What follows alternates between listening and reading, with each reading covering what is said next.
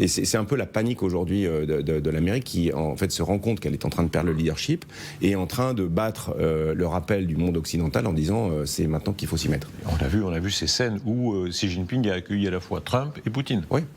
Oui, il s'est positionné un peu en faiseur, pas en faiseur de roi, mais en tout cas peut-être en réconciliateur, ou en tout cas de manière claire, comme quelqu'un d'incontournable. L'OTAN a gagné la guerre froide contre les soviétiques.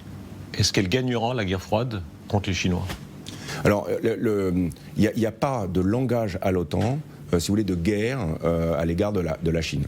On parle de rival systémique, vous l'avez cité. Aujourd'hui, si vous voulez, pour reprendre l'image de ce modèle militaire occidental, à la fin de la guerre froide, on va du haut spectre au milieu du spectre, et on a utilisé pendant toutes les guerres expéditionnaires des moyens très sophistiqués pour des menaces, on va dire, de non sophistiquées. Aujourd'hui, il est contourné par le bas, avec la masse, ce qu'on appelle affordable mass, donc en fait finalement la technologie quasiment sur étagère que nos adversaires ont réussi à industrialiser.